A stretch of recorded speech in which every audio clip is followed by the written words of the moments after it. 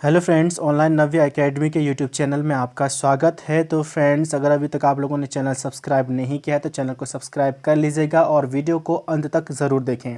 अगर आप UK triple S C की आप तैयारी कर रहे हैं, उत्तराखंड पीसीएस की आप तैयारी कर रहे हैं, तो आपके लिए वीडियो बहुत ही इंपॉर्टेंट होने वाला है। आज हम इस वीडियो में उत्तराखंड के इतिहास के साथ आज हम इस वीडियो में डिस्कस करने वाले हैं मध्यकालीन उत्तराखंड के इतिहास के, और उसमें जो सबसे मेन टॉपिक हमारे पास है कुमाऊँ का चंद्रवंश के बारे में। जैसे कि मैंने अगर आपने इससे पहले ऐतिहासिक काल का, प्रागैतिहासिक काल का, ऐतिहासिक काल का, फिर उसके बाद मैंने प्राचीन काल के कुड़िंद वंश वगैरह के बारे में आपके साथ डिस्कस कर चुका हूं। उसमें मैंने आपको बताया था कि मध्यकाल में मेन तौर पे दो वंशों के बारे में पढ़ने के लिए मिलता है, चंद्रवंश कुमाऊं का और गढ़वाल का इसी समय का परमार वंश मिलता है। लेकिन इससे पहले का इतिहास थोड़ा मैं आपके साथ ब्रीफली यहाँ पे डिस्कस कर लेता हूँ, जो हमने अभी तक यहाँ से इससे पहले पढ़ा हुआ है। तो सबसे पहले जो उत्तराखंड पर जो शासन किया था, जो कि अशोक कालीन की जो बात होती है वो होती है कुड़िंद वंश की। ठीक है, तो कुड़िंद वंश ने पहले यहाँ पे शासन किया था। देन उसके बाद आए थे शक वंश, जिन्होंने एक प्रकार का कैलेंडर जिसको बोलते हैं शक संवत चलाया था। देन उसके बाद कुषाण वंश आए, फिर नाग वंशों ने शासन किया, फिर मोकरी वंशों के शासन किया, और अंत में यहाँ पे जो शासन रहा है वो रहा है वर्धन वंश का। वर्धन वंश यानी कि फिर हर्षवर्धन ने यहाँ पे इन सभी चीज़ों को फिर से यहाँ पे एकत्रित करके यहाँ पर आगे बढ़ाने की कोशिश की थी। देन जब उसके बाद जब हर्षवर्धन की मृत्यु हुई तो यहाँ पे जो राज्य जो था वो अलग अलग भागों में यहाँ पर बंट चुका था। तो अलग अलग बंटने के साथ साथ ही फिर उसके बाद एक नया राजवंश के यहाँ पर उदय हुआ था गढ़वाल में ही। ठीक है, तो वो था कार्तिकेयपुर राजवंश, जिसने इन छोटे छोटे राज्यों को एक साथ करके मिलाया और एक नया राजवंश की यहाँ पर स्थापना हुई थी।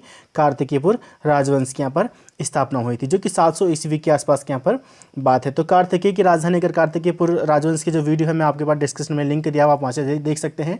अभी मैं आपको एक ब्रीफली थोड़ा यहाँ पे समझा रहा हूँ। तो कार्तिकेयपुर राजवंश की जो राजधानी थी वो थी कार्तिकेयपुर। ठीक है, बाद में इन्होंने पहले जोशीमठ की कार्तिकेयपुर में थी, लेकिन हुआ ये कि उसी समय यानी कि जब कार्तिकेयपुर राजवंश का जब उदय हुआ था, कार्तिकेयपुर राजवंश जब चल रहा था, तो उसी समय गढ़वाल में एक नया वंश उदय होने लगा था, पंवार वंश, या इसको बोलते हैं परमार वंश। तो इन्होंने क्या किया कि अपनी राजधानी को डिफेंसिव मोड में होते हुए यानी कि सुरक्षात्मक तरीके से लेते हुए उन्होंने अपनी राजधानी को बैजनाथ यानी कि जो कार्तिकेयपुर से हटाकर बैजनाथ यानी कि कुमाऊं की साइड इसने स्थानांतरित कर दी, यानी कि बैजनाथ में यानी कि कत्यूरी घाटी में स्थानांतरित कर दी। ठीक है, इन्हीं के समय जो जैसे कि इससे पहले मैंने आपको वीडियो में पहले बताया था कि जो कार्तिकेयपुर के शासनकाल में ही शंकराचार्य उत्तराखंड आए थे और उन्होंने बौद्ध धर्म का उस समय यहाँ पे बोलबाला बहुत ज़्यादा था, तो उन्होंने बोलबाले को यहाँ पे बौद्ध धर्म के बोलबाले को ख़त्म किया। साथ ही बद्रीनाथ जो था, जो कि कहा जाता है कि बौद्ध मठ हुआ करता था, अशोककालीन जो समय भी बनवाया गया तो उसने उसका भी जीर्णोद्धार यहाँ पे करवाया था। अब यहाँ पे हुआ था कि जब हम यहाँ पे बात करते कार्तिकेयपुर राजवंश की, तो मैंने आपको बताते कार्तिकेयपुर राजवंश के साथ साथ ही गढ़वाल में एक नया वंश यहाँ पे जन्म लेने लगा था, वो था परमार वंश की यहाँ पे स्थापना हो चुकी थी। अब इसने डिफेंसिव मोड में अपनी राजधानी क्या कर दी थी, कुमाऊं की तरफ शिफ्ट कर दी थी। तो अब गढ़वाल के इतिहास समझने से पहले हम उत्तराखंड के कुमाऊं का क्षेत्र के बारे में पढ़ेंगे, देन फिर हम उसके बाद में गढ़वाल के बारे में आएंगे। ठीक है, तो थोड़ा मैं यहाँ पे ब्रीफली बताता हूँ, फिर हम चंद्रवंश के बारे में आते हैं। तो हुआ ये कि जब इसके बाद यहाँ पे कार्तिकेयपुर राजवंश जो था वो धीरे धीरे फैला कर कुमाऊं की तरफ, जैसे कि मैंने आपको पहले बताया कत्यूरी घाटी में उसने अपना क्या कर दिया था, राजधानी बना दी थी, और उसी तरीके से उन्होंने कुमाऊं के क्षेत्र में अपना फैलाव शुरू कर दिया था। वहाँ पे कार्तिकेयपुर राजवंश की एक शाखा वहाँ पे उत्पन्न हुई है। ठीक है, जैसे कि हम यहाँ पे उसकी बात करें, कार्तिकेयपुर जो गया था वहाँ पे, तो एक कुमाऊं का, उत्तराखंड का मेन तौर पर कुमाऊं का क्या था, पहला राजनीतिक वंश था कार्तिकेयपुर। ठीक है, तो कार्तिकेयपुर की एक शाखा वहाँ पे उत्पन्न हुई, कत्यूरी वंश। तो कत्यूरी वंश के इससे पहले वीडियो में इस पर उपलब्ध करवा चुका हूँ, आप उस पर डिस्क्रिप्शन लिंक दिया, वहाँ पर जाके देख सकते हैं। तो कत्यूरी वंश के यहाँ पे उदय हुआ था। कत्यूरी वंश क्या था कि शुरुआती समय में वो भी बहुत सारे भागों में बट गया था। ठीक है, जिसमें से प्रमुख तौर पे जो थे कि अस्कोट के रजवार जो थे, डोटी के मल्ल जो थे, और कत्यूरी के आसंत देव वंश वगैरह, तो ये अलग अलग भागों में यहाँ पर कत्यूरी वंश क्या गया था, बट गया था। तो कत्यूरी वंश का जो अंतिम जो शासक था वो था ब्रह्मदेव। कौन था, ब्रह्मदेव इसका अंतिम शासक था कत्यूरी वंश का, जो कि 1398 में तैमूर लंग ने जब उत्तराखंड पर आक्रमण किया तो उसके हाथों ही हरिद्वार में मारा गया था। तो इसी समय से एक नया वंश यहाँ पे, अब जब ये इसका जो अंत हुआ तो हुआ है कि जब चंद्रवंश का चल ही रहा था तो उस समय एक नया वंश यहाँ पे यानी कत्यूरी वंश का जब वहाँ पे शासनकाल चल रहा था, उसी बीच में एक नया वंश वहाँ पे उदय होने लगा था, जिसका नाम था, जिसके बारे में हम पढ़ने वाले हैं, चंद्रवंश के बारे में। ठीक है, तो चंद्रवंश वहाँ पे धीरे धीरे अपनी शाखाएं क्या था, फैलाने लगा था। जैसे ही यहाँ पे कत्यूरी वंश का अंत हुआ, यहाँ से चंद्रवंश का शुरुआत मेन तौर पर मानी जाती है। ठीक है, तो कई जगह जो आपके पास कत्यूरी वंश के साथ साथ जब चंद्रवंश का जो संस्थापक जो था वो था सोमचंद। कौन था? सोमचंद। लेकिन कई बार आपको इसके बारे में मिलता है थोहरचंद के बारे में। तो थोहरचंद, ध्यान रखिए, जब ये कत्यूरी वंश का अंत हुआ था, जब ये उसके बाद स्वतंत्र रूप से जब चलने लगा, तब का शासक है थोहरचंद। लेकिन जो स्थापना संस्थापक जो था वो सोमचंद था। उत्तराखंड पीसीएस का पेपर हुआ था, वहाँ पे भी यूके ट्रिपल यानी कि आयोग ने ही सोमचंद को ही सही आंसर माना हुआ है। ठीक है, थोहरचंद को नहीं माना हुआ है। तो इस समय जैसे मैंने आपको पहले बात बताई कि जो इसमें बताया कि जो कत्यूरी वंश का जो उदय हुआ, उसके साथ साथ ही यहाँ पर एक नया वंश यहाँ पे जन्म लेने लगा था, जिसका नाम था चंद्रवंश के बारे में। तो चंद्रवंश ने जो था चंद्रवंश ने फिर जो अपना जो शासन चलाया उसने 1790 तक अपना शासन चलाया था, क्योंकि 1790 में जब गोरखाओं ने चंद्रवंश पर आक्रमण किया, फिर उसके बाद महेंद्र चंद उसके यहाँ पर अंतिम शासक जो था, इसको समाप्त करके यहाँ पर गोरखाओं का शासन हो गया था। देन उसके बाद वो गढ़वाल की तरफ भी आए थे। देन ये आपके पास था चंद्रवंश का जो ब्रीफली था। अब हम इसके बारे में डीपली यहाँ पे पढ़ने वाले हैं। देन उसके बाद फिर से हम यहाँ पे आए गढ़वाल के परमार वंश के बारे में, क्योंकि जो कार्तिकेयपुर की एक शाखा जो थी वो कुमाऊं में भी फैली थी, और उसी से कत्यूरी वंश आया, और कत्यूरी वंश के बाद चंद्रवंश है। इसलिए हम पहले कुमाऊं की तरफ जाएंगे, फिर हम गढ़वाल की तरफ आएंगे। क्लियर? ठीक है। तो ये आपके पास इंपॉर्टेंट जो इससे पहले का जो हिस्ट्री था वो मैंने आपको डिस्कस किया है, समझाने की कोशिश की है। अब हम चंद्रवंश के बारे में ब्रीफली यहाँ पे यानी कि डीपली यहाँ पे पढ़ने वाले हैं कि चंद्रवंश का कैसा शासन था, क्या चीज़ थी और क्या नहीं थी। ठीक है, तो वीडियो के साथ अंत तक बने रहिएगा।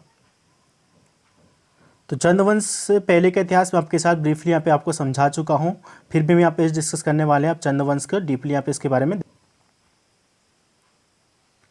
नेक्स्ट हम यहाँ पे देखते हैं चंद्रवंश का जो इतिहास किस प्रकार का रहा है, वो चीज़ें मैं यहाँ पे देखते हैं। जैसे कि मैंने आपको पहले ऊपर बता चुका हूँ, ठीक है, किस तरीके से यहाँ पे चंद्रवंश की स्थापना हुई, और चंद्रवंश से पहले का इतिहास मैंने आपके साथ ब्रीफली यहाँ पे समझाया हुआ है, ताकि वो इतिहास मैंने आपको इसीलिए समझा है ताकि आप इस टॉपिक को आगे का समझ सकें। तो हुआ है कि चंद्रवंश का जो संस्थापक जो था वो 700 ईस्वी में गद्दी पर बैठा, जो कि कौन था? सोमचंद के नाम से गद्दी पर बैठा था।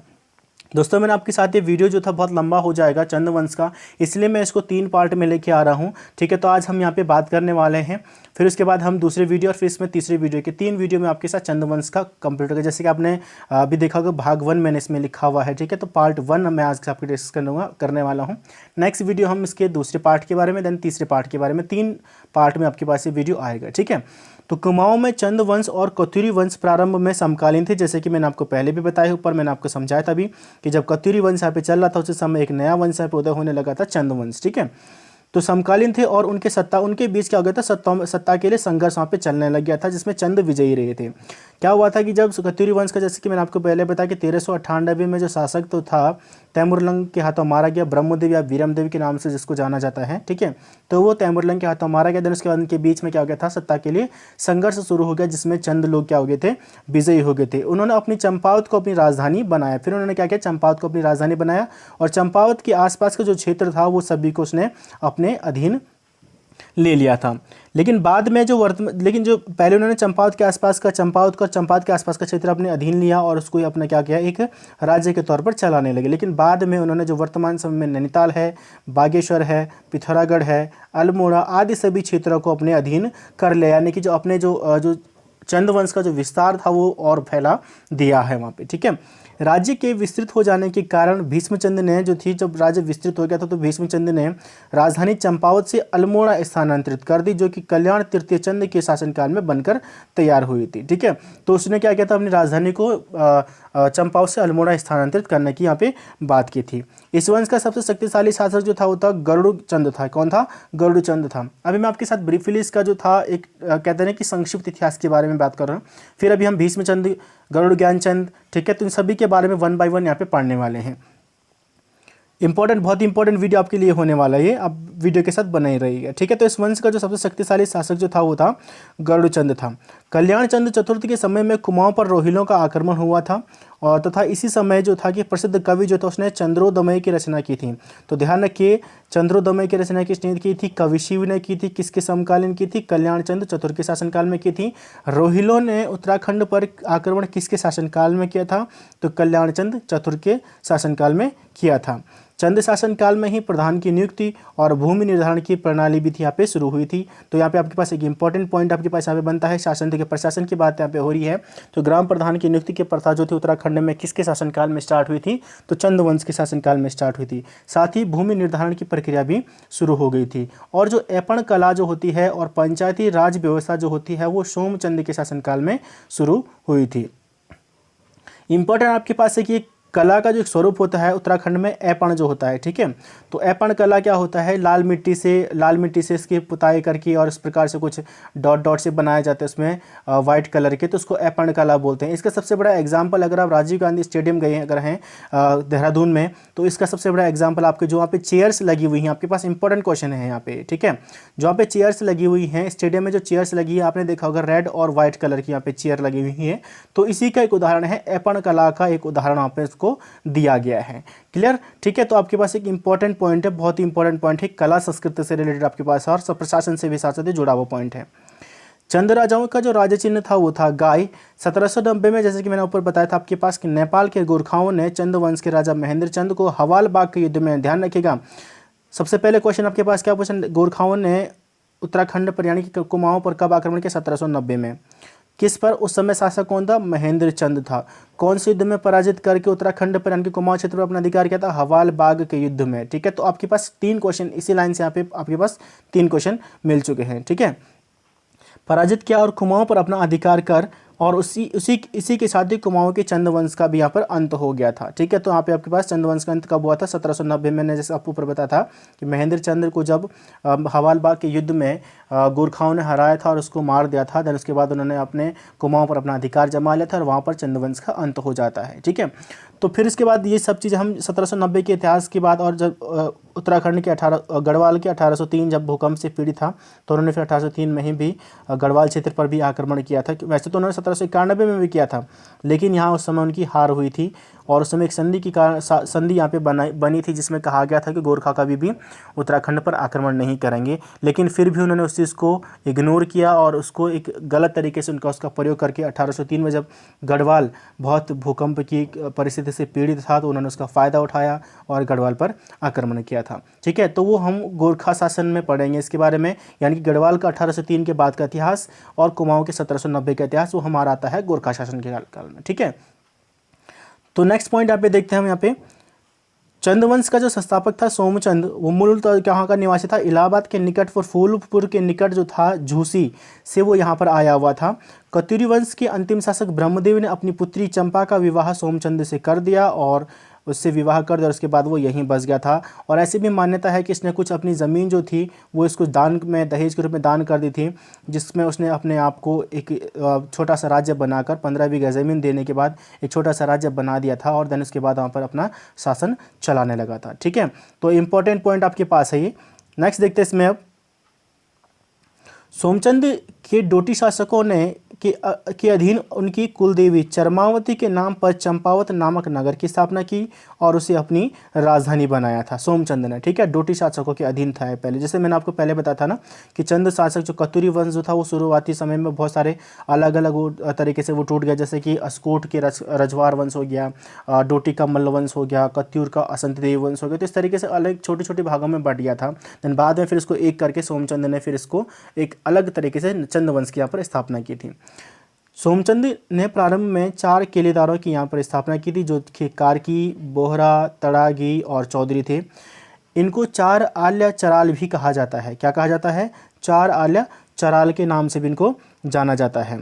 तो सोमचंद गोरखा राजा जो थे जयदेव मल्ल को कर देते थे, यानी कि जो सोमचंद जो थे वो गोरखा राजा जो थे जयदेव मल्ल को क्या क्या दिया करते थे? कर दिया करते थे, टैक्स के रूप में उनको दिया करते थे। इन गोरखा राजाओं को रैका कहा जाता था। इससे पहले का वीडियो आप देख लीजिए, मैंने आपके पास कत्यूरी राजवंश का जो वहाँ पे प्रशासन लिखाया हुआ, मैंने आपको उससे प्रशासन अधिकारी बताए हुए हैं, कौन कौन से प्रशासन अधिकारी हुआ करते थे, किस प्रकार के वहाँ पे टैक्सेस हुआ करते थे और किस प्रकार के वहाँ पे अधिकारी, सैन्य अधिकारी को क्या कहा जाता था, ठीक है। तो अलग अलग तरीके से वहाँ पे प्रशासन के बारे में डिस्कस किया था, आप ज़रूर उस वीडियो को ज़रूर देखिएगा। तो जैसे कि अभी उसने बताया कि गोरखा राजाओं को क्या कहा जाता था? रैका कहा जाता था। कुमाऊं में डोटी शासकों का उल्लेख जो मिलता है, तो कुमाऊं में जो था वो डोटी जो शासकों का उल्लेख जो मिलता है वो मिलता है गोपेश्वर के त्रिशूल लेख में मिलता है। कहाँ पर मिलता है? गोपेश्वर के त्रिशूल लेख में, जो कि 1191 में बनाया गया था। और साथ ही बालेश्वर मंदिर का लेख जो है जो 1223 ईस्वी में बनाया गया था। अब यहाँ पे 2 चीज़ें यहाँ पे आपके पास आती हैं। 1191 में जो अशोक चंद ने आक्रमण किया था कुमाऊं पर, ठीक है, और 1223 में कराचल देव नाम से एक फिर से नेपाली शासक ने, पश्चिमी नेपाल के शासक ने कुमाऊं क्षेत्र पर आक्रमण किया था। तो इनके बारे में डोटी शासकों का उल्लेख मिलता है, तो तभी इसके बारे में पता चलता है कि यहाँ पर डोटी शासक रहे हैं। ठीक, डोटी मतलब नेपाल की बात यहाँ पे हो रही है। ठीक है, क्या बोल रही है, डोटी का यहाँ पे नेपाल की यहाँ पे बात हो रही है। नेक्स्ट पॉइंट यहाँ पे है कि कुछ अभिलेखों से पता चलता है, जैसे मैंने ऊपर आपको बताया था कि जब ब्रह्मदेव ने अपनी पुत्री को यहाँ पर का विवाह जो था सोमचंद्र से किया था, तो उसने 15 बीघा जमीन दान में दे दी थी। तो उसने यानी कि सोमचंद्र ने इसी 15 बीघा जमीन पर एक छोटे से राजा के रूप में शासन करना शुरू किया और धीरे धीरे उसकी सीमाओं का विस्तार करता गया और उसका नाम क्या रखा उसने, चंपावती नदी के तट पर होने के कारण उसका नाम क्या किया, चंपावत नगर रखा। देखिए अपनी राजधानी के नाम पे उसने जो था कि चंपावती नदी के तट पर जो था उसने एक छोटे से नगर यहाँ पे बसाया और उसी को चंपावत नगर के नाम दिया और उसी को अपनी राजधानी बनाया था। इसी के मध्य राजबूंगा किले का निर्माण हुआ था। तो राजबूंगा किले का निर्माण किसने करवाया था, सोमचंद ने करवाया था। इंपॉर्टेंट पॉइंट है, उत्तराखंड के किलों से संबंधित वीडियो में इससे पहले डिस्क्रिप्शन में लिंक आपके पास दिया है, आप वहाँ से जाके देख सकते हैं, या फिर आप चैनल ऑनलाइन नव्य अकेडमी आप सर्च कीजिए और उसके वीडियो प्लेलिस्ट में जाइए, आपके पास पूरे के पूरे उत्तराखंड के बारे में वहाँ पर जानकारी मिल जाएगी। ठीक है, नेक्स्ट पॉइंट हमारे पास है, राजा सोमचंद ने अपने फौजदारी जो थे कालू तड़ागी, तो राजा सोमचंद के जो फौजी जो थे, जो फौजदार जो थे कालू तड़ागी की सहायता से सर्वप्रथम स्थानीय जो रौत राजा जो थे, स्थानीय रौत राजा को परास्त कर सुई क्षेत्र पर अपना अधिकार किया। साथ ही राजा सोमचंद ने के बाद उसका पुत्र आत्मचंद शासक बना। उसके बाद क्रमशः संसार चंद, हमीर चंद, वीणा चंद आदि इस प्रकार से गद्दी पर बैठे थोड़े थोड़े कुछ समय के लिए। तो इनके बारे में कुछ अलग से इतिहास है नहीं जो पूछा जा सकता है, लेकिन फिर भी आप ध्यान रखेंगे कि सोमचंद के बाद शासक कौन बना था, आत्मचंद। देन उसके बाद इस तरीके से क्रमशः संसार चंद, हमीर चंद, वीणा चंद बने हुए हैं। मेन तौर पर जो शासकों के बारे में जो पूछा जाता है वो इस तरीके से पूछा जाता है कि जैसे त्रिलोक चंद हो गया, गरुड़ ज्ञानचंद हो गया, ठीक है, थौर चंद हो गया, तो इनके बारे में पूछा जाता है। भीष्म चंद हो गया, महेंद्र चंद, जिनके बारे में कुछ अलग घटनाएं हैं जहाँ से क्वेश्चन पूछे जा सकते हैं। तो देखिए नेक्स्ट आपके पास आता है त्रिलोक चंद के बारे में। तो त्रिलोक चंद जो था वो छखाता पर इसने कब्जा किया था, साथ इसने भीमताल किले का भी यहाँ पर निर्माण करवाया था। उसके बाद शासन में आया उद्यानचंद। उद्यानचंद ने राजधानी चंपावत में बालेश्वर मंदिर का निर्माण करवाया था, जो कि 1223 ईस्वी का, जैसे ऊपर बताया मैंने आपको कि 1223 का बालेश्वर मंदिर का निर्माण जो यहाँ पे करवाया था। वहाँ पर एक त्रिशूल लेक है जहाँ के बारे में डोटी शासकों के बारे में जानकारी मिलती है। साथ ही उद्यानचंद ने गोगरखा जो था, जो चौगरखा पर कब्जा किया था और एक हथिया नौले का निर्माण करवाया था। ठीक है, क्या किया था, हथिया नौले का निर्माण करवाया था। भारती चंद जो है, भारती चंद डोटी राजाओं को पराजित करने वाला पहला शासक था। इंपॉर्टेंट पॉइंट आपके पास कि डोटी राजाओं को पराजित करने वाला पहला चंद शासक कौन था, तो वो था भारती चंद था। ठीक है, देन इसके बाद हमारे पास आता है राजा रत्नचंद। कौन आता है, राजा रत्नचंद। राजा रत्नचंद की जब बात यहाँ पे होती है तो बाम राजाओं को हराकर जो उसने सोर क्षेत्र को, यहाँ पे इसको सोर विजेता भी कहा जाता है, सोर क्षेत्र पर कब्जा किया और डोटी के राजाओं को पुनः पराजित कर दिया था। साथ ही इसी के समय भूमि बंदोबस्त लागू किया गया था। देखिए एक इंपॉर्टेंट पॉइंट मिल गया है कि किस राजा के समय में भूमि बंदोबस्त लागू हुआ था, तो राजा रत्नचंद के। लेकिन अगर वंश की बात करता तो चंदवंश, जैसे कि मैंने आपको समझाया था, अगर वंश की बात करता तो चंदवंश के शासनकाल में, और अगर एग्जैक्ट राजा की बात करता तो राजा रत्नचंद के शासनकाल में भूमि बंदोबस्त लागू किया गया था। उसके बाद आता है कीर्तिचंद। कीर्तिचंद ने बारह मंडल हो गया, फलदाकोट आदि पर कब्जा किया और साथ ही गढ़वाल पर ही आक्रमण करने वाला पहला चंद शासक था। इंपॉर्टेंट पॉइंट आपके पास फिर से एक और आ गया है कि गढ़वाल पर शासन करने वाला जो पहला चंद शासक जो था वो कौन था, वो था कीर्तिचंद था। ठीक है, अगला देखते हैं कि भीष्मचंद के बारे में यहाँ पे देखते हैं। भीष्मचंद से रिलेटेड कई बार क्वेश्चन पूछे जा चुके हैं, जैसे कि भीष्मचंद ने सबसे पहले इसने राजधानी चंपावत में खगमरा किले का निर्माण करवाया। देखिए जैसे मैं आपको पास बार बार बता रहा हूँ, किलों से संबंधित वीडियो जो है डिस्क्रिप्शन में लिंक दिया है, आप वहाँ से जाके देख सकते हैं। खगमरा किले के निर्माण की बात यहाँ पे है तो 1563 में 1560 के आसपास ने इसको स्टार्ट किया था, 1563 में बनकर तैयार हुआ था। देन उसके बाद इसकी मृत्यु हो गई थी भीष्मचंद की। ठीक है, तो राजधानी चंपावत में इसने खगमरा किले का निर्माण किया। तो खगमरा किला कहाँ पर है, चंपावत में है। किसने बनवाया था, भीष्मचंद ने बनवाया था, जो कि 1560 में बनकर तैयार हुआ था। भीष्मचंद ने आलमगीर नामक नगर की स्थापना की, नींव रखी और 12 मंडल खस सरदार जो थे गजुआंथिया को हराया था। तो ये आलमगीर जो नगर की स्थापना भीष्मचंद ने की थी, यही बाद में जाकर बालोकलहर चंद के समय ये अल्मोड़ा कहलाया। क्या कहलाया, अल्मोड़ा कहलाया। ठीक है, कोई संतान न होने के कारण इन्होंने अपने भाई जो थे यानी कि कारण ताराचंद के पुत्र को क्या किया था, गोद लिया था। खस जाति के राजा श्री गंजवांठिया ने खगमरा के किले पर रात के अंधेरे में चढ़ाई कर दी और इसने भीष्मचंद्र को अंधेरे में देख रात के समय में सोए हुए, जब भीष्मचंद्र सोए हुए थे तो उनका सिर काट दिया था, साथ ही इनके अन्य साथियों को भी मार दिया था और बारह मंडल पर पूर्ण तरीके से कब्जा कर लिया था। लेकिन बाद में जब बालक कल्याण जब शासक बना तो बालक कल्याण चंद ने इस जो खस जाति का जो राजा था श्री गंजवाठिया जो था उसको मार दिया था। ठीक है, और बारह मंडल को फिर से अपने पास कब्जे में ले लिया था। तो यानी कि अब बात करते हैं बालो कल्याण चंद के बारे में। तो बालो कल्याण चंद जो था बारह मंडल पर पुनः कब्जा इसने किया था। जैसे कि मैंने आपको पहले ऊपर बताया था कि श्री गंजवाठिया जो था वो खस जाति का था। उसने खगमरा किले के निर्माणकर्ता जो थे भीष्मचंद्र को क्या किया था, बारह मंडल में रात के समय सोते समय जो था उनका सिर काट कर उनकी हत्या कर दी थी। लेकिन बाद में फिर से बालो कल्याण चंद ने उस पर अटैक किया और फिर उसको अपने कब्जे में पुनः ले लिया बारह मंडल को। राजधानी आलमगीर, तो उसने अपनी राजधानी जो थी वो, जैसे कि मैंने ऊपर बताया था कि आलमगीर नगर की स्थापना किसने की थी, भीष्मचंद्र ने की थी। इसने क्या किया, बालो कल्याण चंद ने, इसने अपनी राजधानी आलमगीर नगर में स्थापित की और साथ ही उसको अल्मोड़ा नाम रखा और गंगोली तथा दानपुर पर कब्जा किया। अल्मोड़ा के राजापुर के नाम से भी जाना जाता है, तो अल्मोड़ा को राजापुर के नाम से भी जाना जाता है। यह पहला राजा था जिसने गंगोली हाट पर कब्जा किया। गंगोली हाट कहाँ पर है, पिथौरागढ़ में स्थित है। ठीक, कहाँ पर स्थित है, पिथौरागढ़ में। इंपॉर्टेंट है, कई बार क्वेश्चन की तहसील के रूप में, विकासखंड के रूप में यहाँ पे जाना जाता है, आया हुआ क्वेश्चन है ये। तो पिथौरागढ़ के जो गंगोली हाट पर कब्जा करने वाला पहला जो शासक था वो था बालो कल्याण चंद। इसने लाल मंडी का किला का निर्माण किया था, जिसे फोर्ट मोरा भी कहा जाता है। कि फोर्ट मोरा के नाम से लाल मंडी का किला किसने बनाया था, बालो कल्याण चंद ने बनाया था। और इसको जो बताया जाता है कि फोर्ट मोहरा के नाम से भी इसको जाना जाता है। मैं बार बार आपको बता रहा हूँ कि जो किलों से संबंधित वीडियो जो है आप उसके डिस्क्रिप्शन में लिंक दिया है, आप वहाँ जाके देख सकते हैं। सारे के सारे मैंने आपको यहाँ पे डिस्कस किए हुए हैं जो भी एग्जाम व्यू से इम्पोर्टेंट है। अगला आता है रुद्रचंद। काठ एवं गोला के नवाब से तराई का बचाव जो था, बचाव इसने किया। काठ एवं गोला के नवाब से तराई क्षेत्र का बचाव किया इसने। ठीक है, रुद्रचंद ने। साथ ही इसने रुद्रपुर की स्थापना की और अस्कोट को पराजित किया और सिरा पर इसने कब्जा किया। इसी के समय 1565 में हसैन खां टुकड़िया नामक दिल्ली के सूबेदार ने तराई भाबर क्षेत्र पर कब्जा किया। इसने पर्वतीय क्षेत्र में 2 बार लूटपाट की, मंदिर तोड़े और परंतु इसकी फ़ौज जो थी वो बरसात के समय ज़्यादा यहाँ पर टिक नहीं पाई और वापस चली गई थी। ठीक है, किसकी, रुद्रचंद के समय। ठीक है, रुद्रचंद के समय जो यहाँ पे हुसैन खां जो टुकड़िया, हुसैन खान एक टुकड़ी ने दिल्ली के सूबेदार के रूप में इसने तराई भाबर क्षेत्र पर क्या किया था, कब्जा कर लिया था। लेकिन फिर भी गढ़वाल से के सामने नहीं टिक पाया। टिका इसलिए नहीं क्योंकि यहाँ पर जो मौसम की जो मार उनको पड़ रही थी, बरसाती मौसम की जो मार पड़ रही थी, उससे वो यहाँ पर उनकी सेना ज़्यादा बर्दाश्त नहीं कर पाई। ठीक है, इसी की मृत्यु के बाद रुद्रचंद ने पुनः सेना एकत्रित कर दी। ठीक है, अब जब उसकी मृत्यु हुई, किसकी, जो नौसखिया जो था जिसने उस समय आक्रमण किया था, दिल्ली का जो सूबेदार जो था, जब उसकी मृत्यु हुई देन रुद्रचंद ने फिर से एक पुनः सेना बनाई, एक अच्छी सेना बनाई और तराई क्षेत्र पर फिर से आक्रमण किया और उसको अपने कब्जे में ले लिया। जब इसकी शिकायत दिल्ली गई तो दिल्ली के नवाब जो थे कटघर बड़ी सेना लेकर चढ़ाई कर दी उन्होंने गढ़वाल क्षेत्र पर, यानी कि कुमाऊं क्षेत्र पर, जिसके सामने राजा की फौज कुछ भी नहीं थी। तो राजा ने वहाँ पे एक तरफा युद्ध की यहाँ पे बात की थी यहाँ पे। ठीक है, तो राजा ने यहाँ पे एक पेशकश की कि पूरी सेना न लड़कर सिर्फ दोनों तरफ के योद्धा लड़े, यानी कि एक उनकी सेना का लड़े और एक हमारी सेना का युद्ध लड़ेगा। जो भी जीतेगा, चाहे उनकी सेना का जीते चाहे हमारी सेना का जीते, तो भाबर क्षेत्र पर उसी का अधिकार होगा। अब ये चाल यहाँ पर राजा ने चली थी।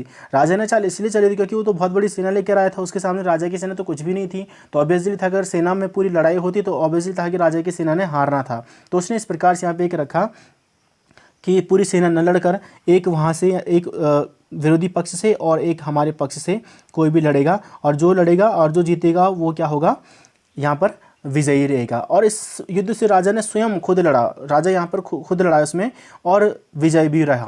तो राजा ने स्वयं उसमें युद्ध किया और वो विजयी रहा, जिसको इस प्रकार के युद्ध को कहते हैं इकफा युद्ध। ठीक है, क्या बोलते हैं, इकफा युद्ध बोलते हैं। राजा रुद्रचंद की बहादुरी की खबर सुनकर अकबर ने उन्हें लाहौर बुलाया और नागौर की लड़ाई में भेज दिया। तो वहाँ पर उन्होंने उसको अपने पास बुलाया और नागौर की लड़ाई में भेजा, जहाँ पर युद्ध में राजा कि कुमाऊनी जो सेना थी उन्होंने एक वहाँ पर वीरता से लड़ी और अदम्य साहस का वहाँ पे अपना एक परिचय जिससे प्रसन्न होकर अकबर ने रुद्रचंद को 84 माल का फरमान जारी किया। 84 माल का फरमान जो कुमाऊं का जो भाबर क्षेत्र था, 84 कोटि के नाम से भी इसको जाना जाता है। ठीक है, तो उसका फरमान जारी किया और कहा कि बाबर क्षेत्र पर जो अधिकार रहेगा वो चंदवंश का ही रहेगा, यानी कि रुद्रचंद का ही रहेगा। 84 महल भाबर को क्षेत्र को कहते हैं, जो कि 84 महल मैंने भी आपको बताया कि भाबर क्षेत्र को कहा जाता है, जो कि 84 कोस का जो एक बड़ा टुकड़ा हुआ करता था।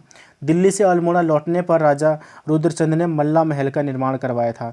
देखो इंपॉर्टेंट पॉइंट आपके पास फिर से यहाँ पे आ गया है, दिल्ली से यानी कि अल्मोड़ा लौटते समय मल्ला महल का निर्माण करवाया था रुद्रचंद ने। और यहाँ पे मैंने किले हो गए, महल हो गए, इन सब के बारे में एक फॉर टाइप का एक किला ही यहाँ पे मल्ला महल का किला जो है ये भी एक किला है जिसके बारे में यहाँ पे डिस्कस हो रहा है यहाँ पे।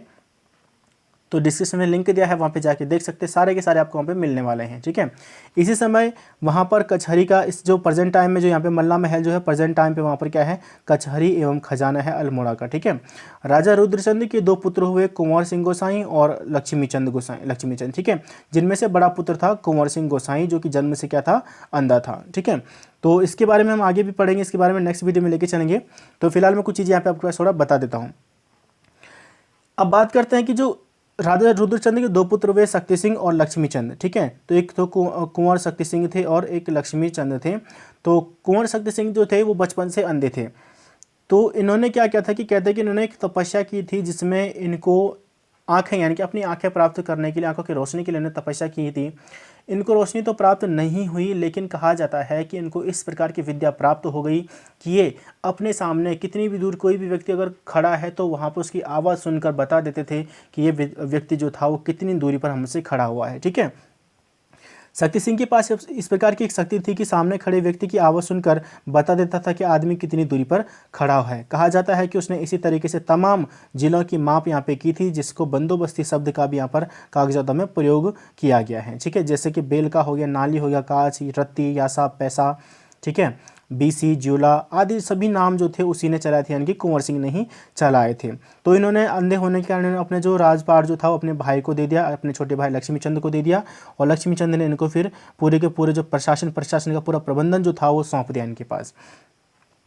तो चलाई। और कुंवर वंश सिंह ने, जो मैंने अभी आपको बताया था कि ज्वालामुखी मंदिर में, देखो कौन से मंदिर में तपस्या की थी, मैंने अभी आपको बताया कि तपस्या की थी, तो कौन से मंदिर में की थी, ज्वालामुखी मंदिर में तपस्या की थी।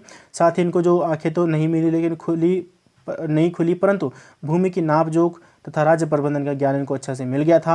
रुद्रचंद ने धर्म निर्णय और रुद्र गोदया नामक पुस्तकों की रचना की थी। तो इंपॉर्टेंट पॉइंट है कि रुद्रचंद ने धर्म निर्णय और रुद्र गोदया नामक पुस्तकों की भी यहाँ पर रचना की थी। ठीक है, तो इसके बाद जो था, जैसे कि मैंने आपको पहले बताया कि जो इसने अपनी जो गद्दी जो थी, वैसे बड़े पुत्र थे, रुद्रचंद का बड़ा पुत्र था कुंवर शक्ति सिंह, उस हिसाब से उत्तराधिकारी कुंवर शक्ति सिंह होना था, लेकिन वो अंधे होने के कारण उन्होंने अपना राजपाट क्या कर दिया था, लक्ष्मीचंद अपने भाई को दे दिया था। तो फ्रेंड्स, ये तो आपके पास था लक्ष्मीचंद तक का वीडियो। कल हम यहाँ पे डिस्कस करने वाले हैं लक्ष्मीचंद के बारे में, तो कल का वीडियो आप ज़रूर देखिएगा, क्योंकि इसमें आपके पास बहुत ही इंपॉर्टेंट क्वेश्चन पॉइंट यहाँ पे आपके पास दिए हुए हैं जिनसे क्वेश्चन बनते हैं, और इसी तरीके से हम नेक्स्ट 2 वीडियो में भी डिस्कस करेंगे। ठीक है, अगर आप फर्स्ट टाइम चैनल पर आए तो चैनल को सब्सक्राइब जरूर कर लीजिएगा, बेल आइकन जरूर प्रेस कर लें। मिलता हूं जल्दी नई वीडियो के साथ, तब तक के लिए जय हिंद, जय भारत।